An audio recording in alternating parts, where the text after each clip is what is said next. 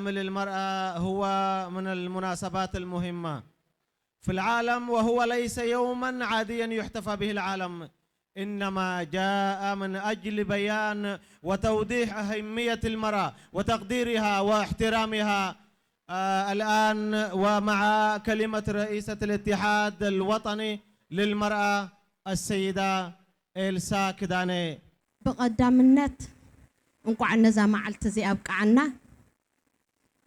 እዚ ዓመት እዚ ከዓ ሰናይን ሰላምን ቅሳነትን ዘለዎ ዓመት ክገብረልና እምነ ቀፂለ ሰላምታ ንኽብርቲ ፈጻሚት ኣካል ኤምባሲ ሃገር ኤሪትራ ወይዘሮ ወይንገረዝ ጋብሄር ኩልኩም ላዕለዎት ሓለፍቲ ኣካላትን ሓለፍቲ ጨናፍራትን ሓላፊ ማሕበረኮምን ሓላፊ መንእስያትን ክቡራትን ኣሓትን ሓለፍቲ ግንባርን ከምኡን ኩልኩም ዕዱማት ኣሕዋትን ኣሓትን ሰላምታ ይብጻሕኩም።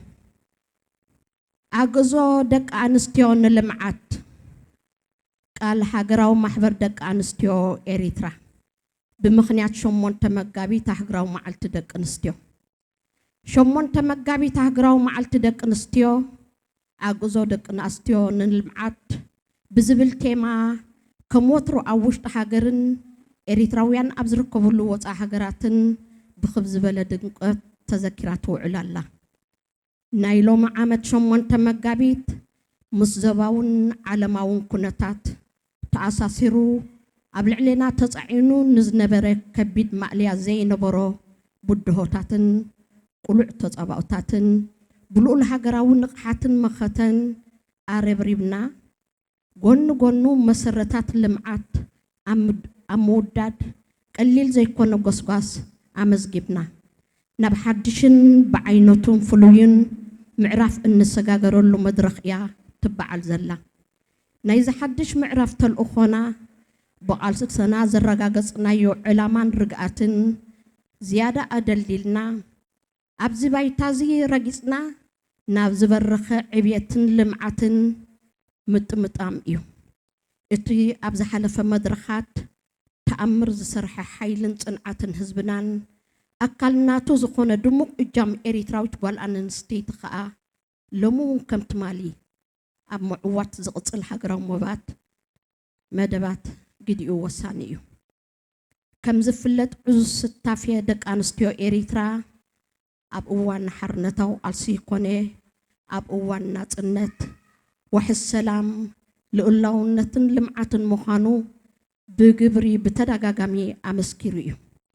እዚ ግብራውን ውፊን ስራሕ ደቂ ኣንስትዮ ኤሪትራ ድማ ንኣመለኻኽታ ዜጋታት ብመሰረቱ ቀይሩ ህዝቢ ኤሪትራ ኣብ ሕቶ ጾታዊ ማዕርነትን ምዕቡል ኣመለኻኽታ ክሕዝ ኣብቅዕዎ እዩ።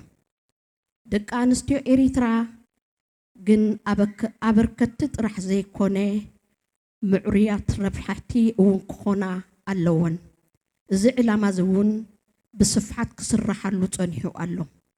በቲ ዝተፈጠረ ዕድል ከዓ ህይወት ኤሪትራውያን ደቂ ኣንስትዮ ብዓይነቱ እናተለዋወጠ ይመጽእ ኣሎ። ካብቲ ብዙሕ ለውጥታት ጉሒሉ ዝጥቀስ ሱታፍየ ደቂ ኣንስትዮ ኣብ ማኣዲ ትምህርቲ እዩ።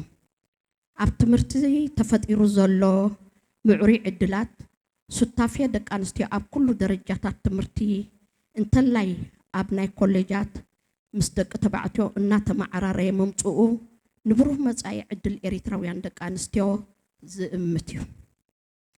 ሱታፍየ መንእስያት ደቂ ኣንስትዮ ኣብ ዝተፈላለየ ሞያታት እንተላይ ኣብቲ ንደቂ ተባዕትዮ ጥራሕ ተሓዚኡ ዝነበረ ዕዮታት እውን ርኡይ ለውጢ ኣምጽኡ እዩ። ናይ ደቂ ኣንስትዮ ዝቀንዐ ኣገልግሎት ጥዕና ከዓ ኣብ ምውሓስ ጥዕና ደቂ ኣንስትዮ ምንካይ ሞት ኣዴታት ኣብ ግዜ ሕርሲ እውን ዓብዪ ለውጢ ኣመዝጊቡ እዩ። ሕጋዊ ከልከላ ከም ክሽቦ መርዓ ትሕቲ ዕድመን ካልእን ዝኣመሰለ ጎዳእቲ ልምድታትን ድማ ሂደት መርኣያ ናይቲ ደቂ ኣንስትዮ ኤሪትራ ዘረጋገጾ ሕጋዊ መሰላት እዩ። ከም ውፅኢት ናይዚ ደቂ ኣንስትዮ ኤሪትራ ድኽነት ንምውጋድን ቁጠባዊ ዕብየት ንምርግጋጽን ኣብ ዝትግበር ዘሎ መደባት ልምዓት ስታፊአን ብብዝሒ ዓይነትን ኣብ ክብ ዝበለ ደረጃ ይዓርጋሉ። ጾታዊ ማዕርነት ሓደ ካብቲ መዐቀኒታት ስልጣነ ሕብረተሰብ እዩ። እቲ ዝበለጸ ፖለቲካዊ ስነ ሓሳብ ክወቅዖ ዝሕልን ናይ መወዳእታ ሽቶ እንተሎ ብዘይ ኣፈላላይ ጾታ ማሕበራዊ ቦታን ካልእን ፍልልያትን ንኩሉ ኣባል ሕብረተሰብ ምዕሩይ ዕድላት ምርግጋጽ እዩ።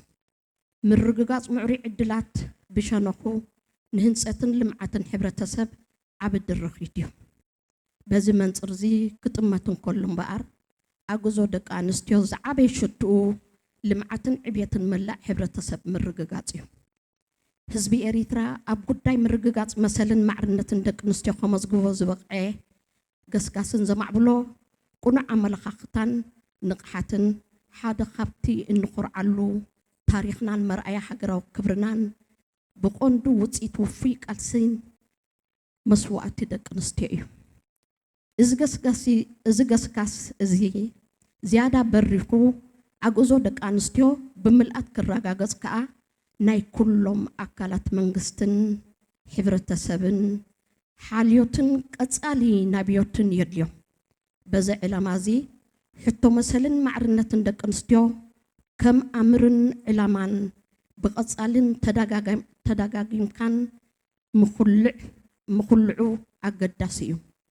ንብሉፅ ውፅኢት ድማ ኣብ ኩሉ መድያት ማዕረ ዕድላት ብምስታፍ ሞየአን ዓቕመንን ጸጋታትን ደቂ ኣንስትዮ ዝዓብየሉ መደባት ብምትግባር መላእ ዓቕሚ ሕብረተሰብና ኣብ ቁጠባዊ ዕብየትን ኣሰሊፍና ኣድባዕነት ናይዛ ከም ሃገርናን ሕብረተሰብን ብተዓጻጻፊ ክፍ ከነብሎ ብኣጋጣሚ ዘኽብርቲ ዕለት 8 መጋቢት መብፅዓና ከንሕድስ ሃማደይ ይጽውዕ።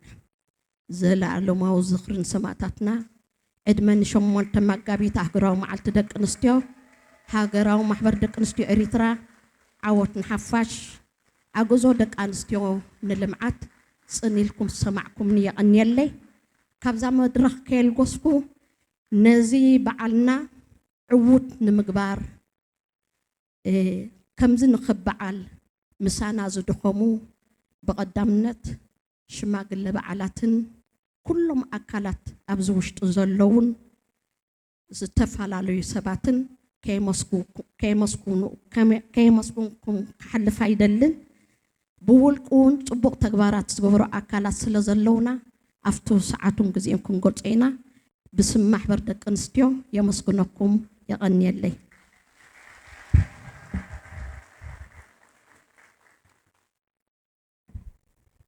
بسم الله الرحمن الرحيم.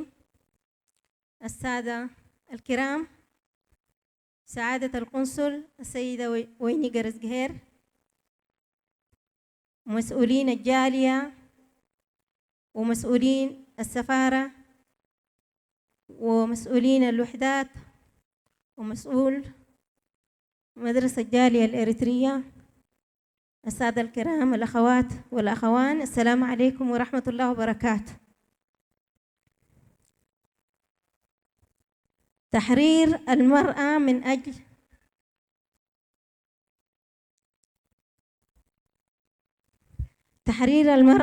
أجل التنمية.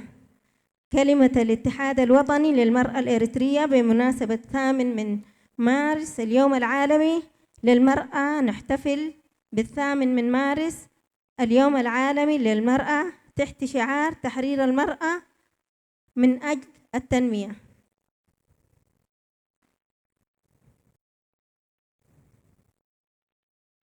وبصورة بحية داخل الوطن والمحجر. نحن اليوم ذكرى 8 مارس، ونحن في أوج انتصاراتنا على كافة التحديات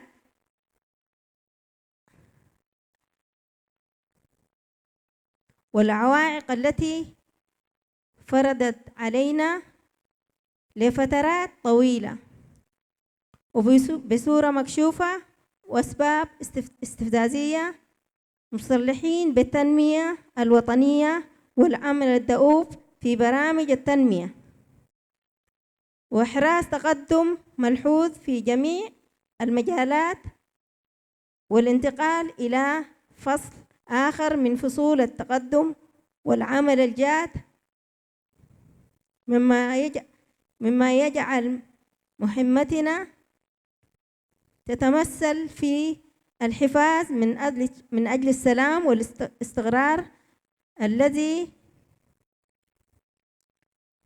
حققنا بفضل نضالاتنا، وننطلق من هذا الأرضية لسعي لتحقيق المزيد من التطور والتنمية.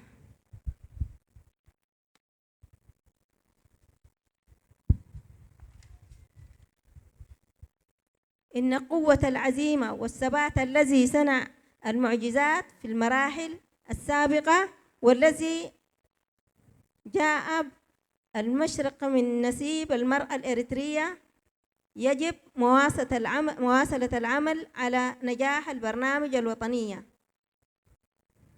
يتجلى دور المرأة الإريترية في مشاركة الواسعة إبيان الكفاح المسلح وبعد تحرير من أجل ضمان السلام والاستقرار والتنمية، ويعتبر خير الشاهد على عمل المستمر والمثمر.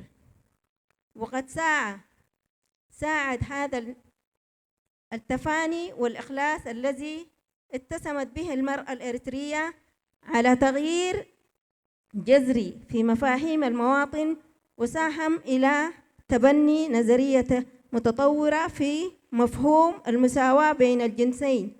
ومن الواجب أن تحظى المرأة الإريترية وتنعم وتستفيد وجاري العمل على تحقيق هذا الأهداف.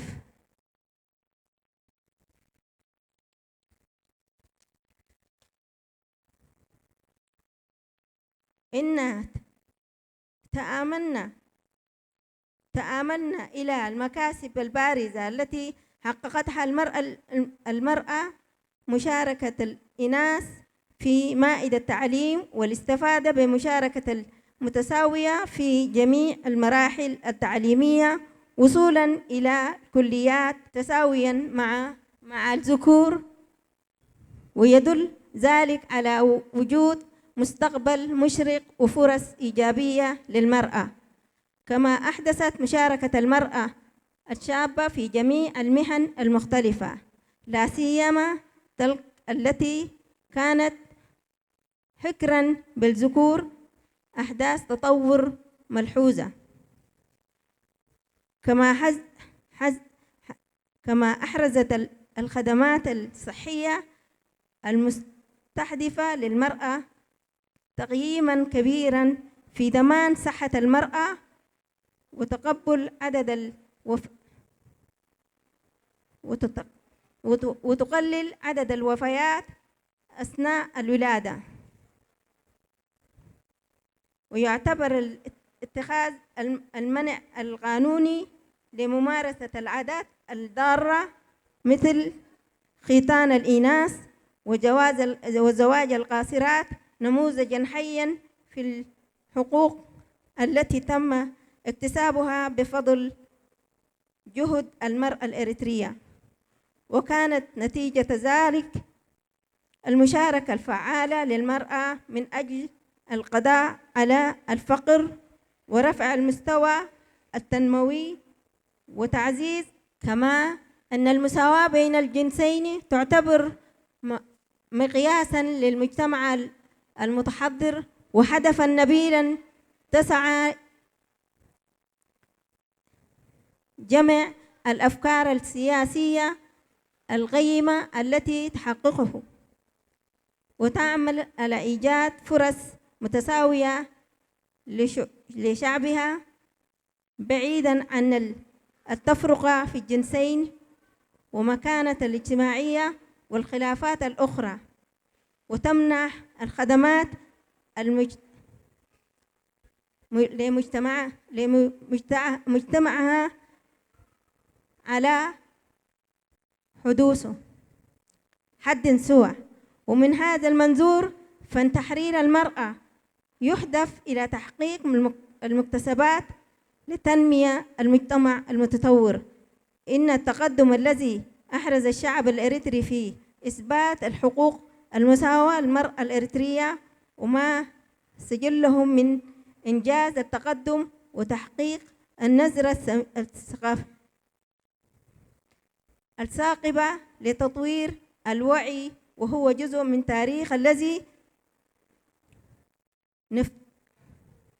نفتخر به ومثالا لقيمنا الوطنية النبيلة، والتي هي ثمرة نضالات المرأة الإريترية وتفانيها المخلص. ويجب على كل الدوائر الحكومية وهيئات المجتمع أن تولى اهتمامها ومراعاتها حتى يتم تحرير المرأة ويسمو دورها المحوري من أجل أن تتمكن من حصول على نتائج مثمرة لتستفيد وترتقي بقدراتها المهنية، والعمل على منع برامج وخطط تهدف إلى تحقيق المكاسب للمرأة. وعليه يدعو الاتحاد الوطني للمرأة الإريترية بمناسبة 8 مارس إلى تجديد عهدنا والتزامنا لذكر الدائمة لشهداء. عاشت ذكر 8 مارس اليوم العالمي للمرأة الإريترية والاتحاد الوطني للمرأة الإريترية، والنصر للجماهير. وشكرا لحسن استماعكم.